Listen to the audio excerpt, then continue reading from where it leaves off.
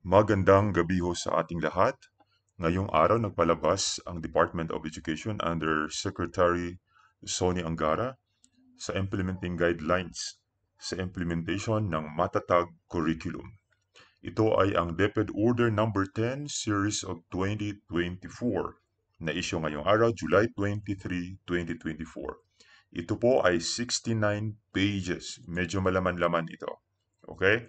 So titingnan natin ano ang napaloob sa DepEd Order number 10. Alright, yung mga mahalagang bagay lang na dapat nating malaman. So, isa sa mga talaga dito na gusto nating malaman at saka malaking bahagi ng DepEd Order na ito ay ang nasa Annex. Sa Annex 1, Elementary Education, Annex 2, Secondary Education, then Annex 4, guidelines on the mother tongue-based multilingual education program implementation. Okay? So ito ay pirmado ho ng bagong Secretary, Sonny Angara. So here, sa enclosure natin, nandyan na ang rational, alam natin yan. The foundation ng matatag curriculum, 1055, so that's on the K to 12. Then, nagmatatag curriculum, with emphasis of the core values, etc. The alignment, and other um, laws. Kasama na dyan ang kindergarten, the Philippine Qualification Framework, Alternative Learning System, and of course, ito yung bago, itong RA 11476 sa GMRC and Values Education Act. Okay? So, with the Teacher Excellence in Teacher Education Act, RA. So, marami na siya na nagdagan. So, anyway, we will not go into details kasi taas yan. We will go directly, of course, meron din yung definition of terms. We will go directly to the sa elementary education. Okay? So, andyan na yan because this is final. So, titingnan ho natin. Um, and of course, ayan, the teacher, etc. So, meron ho yan. So, let's proceed to yung ano natin, yung elementary. Let's take a look the elementary. Wait, let's go to that page. Okay, nandito na ho tayo. Malapit na. Just wait. Alright. So, dito tayo sa Annex 1, Elementary Education. So, we have the legal basis again, no? For the elementary education, andyan ho yan. So, dito, the first stage, compulsory ho yan. This is, I guess, with the Kindergarten Act. Kindergarten education is the first stage of compulsory and mandatory formal education. So, kapag merong mga bata na kahit anong edad na yan, so kailangan talaga dadaan sa kindergarten. Alright?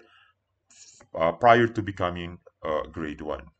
Then, the grades 1 to 3, the first key stage program, serve as the springboard to formal schooling. Okay? So, um, grades 4 to 6 provide the opportunities for enhancement and application of learned literacy and numeracy competencies to varied content areas. Alright? So that's at the end of grade 3, dapat, okay, so nandito na, at the end of grade 3, learners are expected to have achieved foundational literacy and numeracy skills, engage creatively in arts with the arts, learn to appreciate cultural heritage, and develop socio-emotional skills. So yun ho ang dapat ma-achieve at the end of the key stage 1. Alright? So, for here, nakalagay din dito na kindergarten, grades 1 and 2, each class shall be self-contained. Ano ba ang ibig sabihin ng self-contained? Makinig there shall be one teacher who shall be responsible for teaching all the domains for kindergarten or the learning areas for grades 1 and 2. So, dapat isa lang yung teacher for kindergarten grades 1 and 2. In case there is no shortage of teachers to handle the self-contained kindergarten classes, schools, but okay, we have here the 5.1, 5.1, schools may have the option to allow teachers to handle one session provided that he or she will attend professional development activities. So, ano yan sa 5.1 dito, ha? So, kindergarten, grades 1 and 2 shall be, each class shall be self-contained. All right? Next, oh, we still have also here, if there shall be case for shortage sa kindergarten teacher, school may consider another teacher. Okay, kapag kulang talaga, another teacher from different grade level to teach learning area to manage possible teaching overload, provided that he or she will attend professional development activities. Okay, so let's proceed to grades 3 to 6. Makinig, grades 3 to 6. For grade 3 to 6, classes shall be classes shall be departmentalized. So, klaro ha, classes shall be departmentalized, taking into the account the teacher's area of specialization. Of course, that's the first thing to consider. Specialization may be determined based on the teacher's bachelor's degree or the prior participation of professional development relevant to the subject. So by ano na yan ha, departmentalized from grades 3 to 6 na din. Okay? So meron yang mga objective dyan. So that's for us to the for the kindergarten to until grade 6. So ano ba yung mga learning areas and curriculum goals? So andyan yan, basahin nyo na lang yan for grades 1 to 3. Okay. We also have the key stage standards. Andyan ho yan. Okay. Ito ho yung ano ha, mga learning area na nandito sa gilid. Filipino, check. English, language, reading and literacy, good manners and right conduct, mathematics. Okay, we also have science, we also have makabansa. So that's for key stage 1. Sino ba yung nasa key stage 1? That's from grades 1 to 3. Next, let's have the case stage 2. The same learning areas ho yan. Okay, andyan ho yan. Then, meron na yan silang EPP or TLE. So, just take a look also the level standards. Andyan ho yan. Medyo mataas yan. Okay, the same with the case stage 2 that is from grades 4 to 6. So, basahin nyo na lang each subject area. Andyan ho. Now, let's proceed.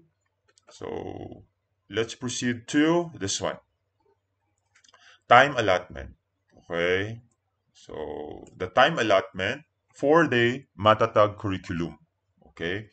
Including the national recovery. Okay. So, for all the subjects in Matatag curriculum, plus the National Learning Recovery Program, like the National Reading Program, National Mathematics Program, Homeroom Guidance Program. So, the first one will be the kindergarten. The kindergarten shall follow a class program called blocks of time. Flexibility in the use of class time shall be observed to meet the day's learning objectives and give learners ample time to explore and discover their interests and abilities. The homeroom guidance program shall not be treated as a separate activity that entails additional time. Instead, it shall be naturally integrated into different activities as deemed necessary or appropriate by the teacher. So, hindi po separate yung homeroom guidance for the kindergarten. How about for the grades 1 to 3? So, for grades 1 to 3, the activities shall be included the National Reading Program, the National Mathematics Program shall be detailed in a separate issuances. So, magkakaroon din ng issuance on the reading program as well as the National Mathematics Program. Schools are advised to apportion time for arrival and assembly, library work, learning stations, health breaks, intervention activities, and other related tasks. So here's the sample block time for the kindergarten. Okay, arrival, free time, then meeting time. So alam nyo na yan because some of it's been going on, no? Even for the K to 12. All right? So take a look, andyan ho yan sa pages 39 to 40. Okay? So the time allotment for kindergarten, makikita sa pages 39 to 40. Okay, next. How about for grades 1 to 3? So ito ho yung time allotment per day and the number of minutes. Okay, so take a look. Nasa table 5 natin. So for grade 1, ang language is 40. Reading and literacy, that's 40 also. 5 times a week. Walang Filipino ang grade 1. Wala din silang English. Okay, instead mag-start yan from grade 2. For mathematics sa grade 1, that is 40 minutes. Ang makabansa, 40 minutes. GMRC, 40 minutes. Then, wala ding science ang grade 1 at saka grade 2. Reading program, 30 minutes. Mathematics program, 30 minutes. So, tingnan nyo din ha kung ilang times a week yan. So, National Reading Program, 30 minutes, 4 times a week. Mathematics, 30 minutes, 4 times a week. Homeroom Guidance Program, that is 40 once a week lang yan. Alright? For grade 2, the same. For grade 2, wala na yung language and literacy. Filipino, English, Math, Makabansa, GMRC, the same. 40 minutes, 5 times a week. Then the reading program, the same. The same. Now, when we come to grade 3, for grade 3 now, wala din yung language and literacy. That's only good for grade 1. Now, for grade 3, Filipino is 45 minutes, 5 times a week. English, 45 minutes. Mathematics, Makabansa, GMRC, and the start of science. That is 5 times a week. Ang reading program, the same pa din, 30 minutes, 4 times a week. National Mathematics Program, 30 minutes, 4 times a week. Okay, then ang homeroom guidance then, it's 35. So, yun ho ang magiging time allotment for each subject sa grades 1 to 3. Let's take a look for grades 4 to 6. So, kung titingnan natin for grades 4 to 6, pareho na lahat. 45 minutes English kasi mayroong English na yung Filipino, English, Filipino, Mathematics, Araling Panlipunan, MAPE, GMRC, Science, EPPTLE. Now, that's all 45 minutes, 5 times a week. The National Mathematics Program still the same, 30 minutes, 4 times a week. The homeroom program, 45 minutes once a week. So, yon ha ang for grades 4 to 6. So, makikita nyo itong for grades 1 to 3 as well as the time allotment of grades 4 to 6 nasa page 41 ho yan. Okay? Now, for medium of teaching and learning, the medium of the medium of teaching and learning, or MOTL, for this stage of the Matata curriculum observes the transition from the dominance of the first language, language 1, or the language that the learner use and understands. So kapag how can I say, kapag mas ano nila yung vernacular, so majority gagamitin yan, okay? But you must have to to move forward, huh? So from kindergarten until grade 1, the accommodation, both Filipino and English, which are used starting from grade 2 until the end of the program. So ang kindergarten and grade 1, there must be transition of the medium of instruction. The first language, or the mother tongue, shall be the MOTL for all the learning areas in Key Stage 1, except for Filipino and English subjects. Filipino must be taught in Filipino. Of course, English must be taught in English. Okay? So, I hope klaro yan. Or you can still reread this particular paragraph, huh? Medium of teaching and learning. Second, the medium of teaching and learning used for the key stage 2, which is the grades 4 to 6, shall be Filipino and English, with the learning areas are shown in Table 7. The learner's first language shall continue to be used as an auxiliary medium. So meaning to say, whenever it is necessary to facilitate learning and teaching and learning. So meaning to say, from grades 1 to 3, pwede pa gagamitin yung mother tongue nila, no? But there must be transition for the accommodation of Filipino and English starting grade 2. So here's the summary of table for the medium of teaching and learning in key stage 2. English for grades 4 and 5. Then English, ang gagamitin dapat sa English, English, science, math, music and arts, and health. That must be taught in English.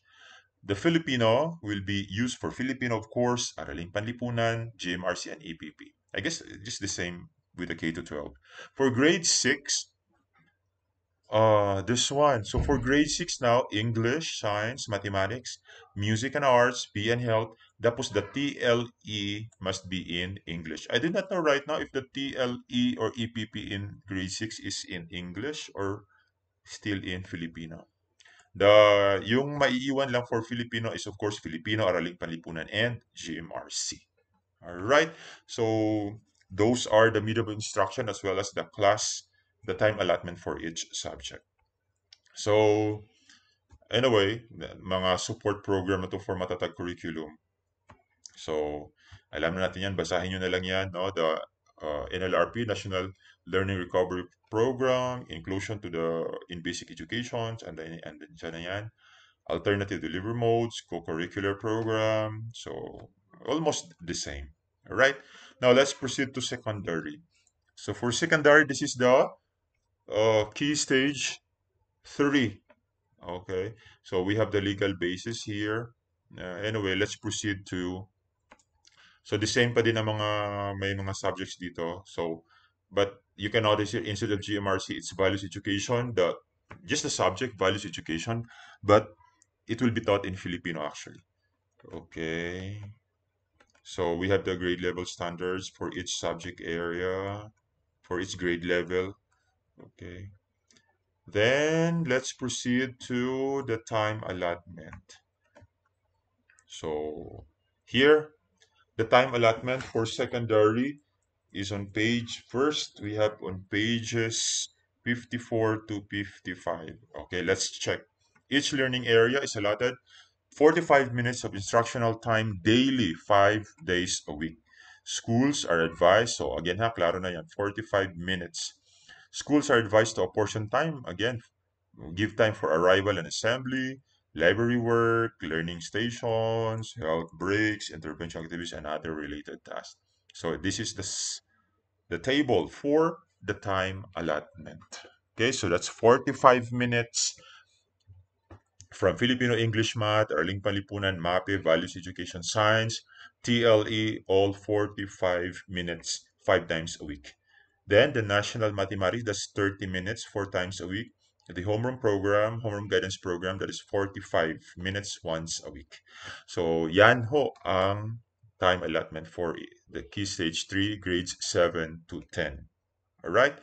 Then the medium of instruction, we have it here. The same, I guess the same for English. You have to use English, science, mathematics, MAPE, music, arts, P and health, and TLE. The Filipino, yung gagamitin natin is, of course, in Filipino, Araling Panlipunan, and values education. All right. So, yun. That's ang mga, so here, ito rin yung mga support programs pa din. So, in Annex 3, meron ho tayong recalibrated time allotment of the 26 basic education curriculum. So dito, ang recalibrated natin is magiging ganito. For grade 1, ang Filipino will be 40, English will be 40. I guess because in 2016, that's like 1 hour. Tama ba? For grade 3, it become 45 minutes. All right? So, for grades 5 and 6 naman, sa recalibrated ha, so meaning to say, for this school year, this will be implemented ha. So, even though the curriculum for grades 5 and 6, grades 2 and 3 is still K to 12. Ito pa din ang gagamitin pa din. So, 45 minutes na din yung allotment in other subjects. Okay? So, they call it recalibrated. The same with key stage 3 for grades 8 to 10. Okay? So, 45 na lang talaga. 45 minutes yung mga subjects across all learning areas na ho yan. Okay? So, yan ho, recalibrated, matatag curriculum or K to 12, yung learning subject areas is recalibrated and that is for grades 8 to 10, that's all 45 minutes. Alright?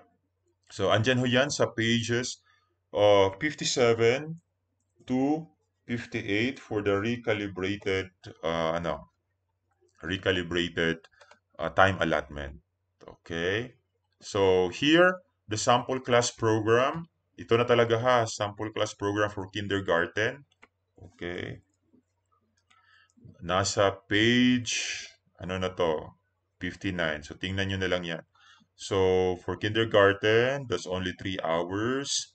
So, matatapos sila 10:15. Alright? So, meron yang arrival free play.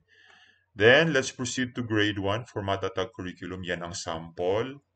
Okay. Sample ho yan. So, tingnan nyo na lang, ha? Sample for grade 1 in Matatag curriculum. So, yan. Okay. And we will end at 3 p.m. Okay. Next, sample class program for grade 2.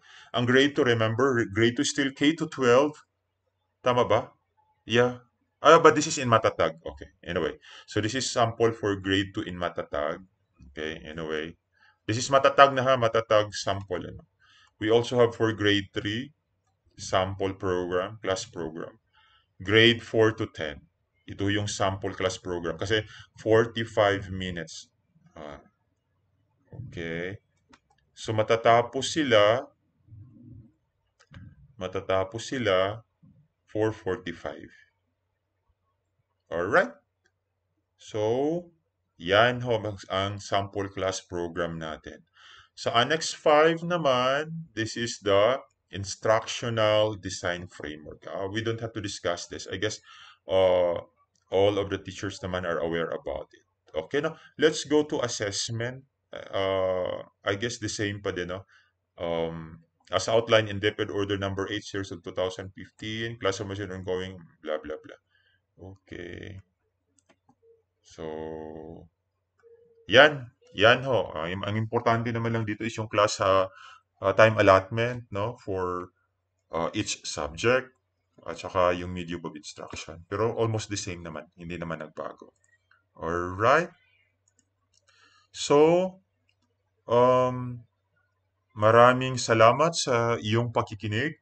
I'll be just writing in the description ano yung mga pages na makikita kung saan natin makikita yung mga time allotment for kindergarten at saka yung elementary, then as well as the secondary, as well as yung recalibrated for the K to 12 na mga curriculum pa ng grades 8 to 10, 2 and 3, then as well as yung 5 and 6.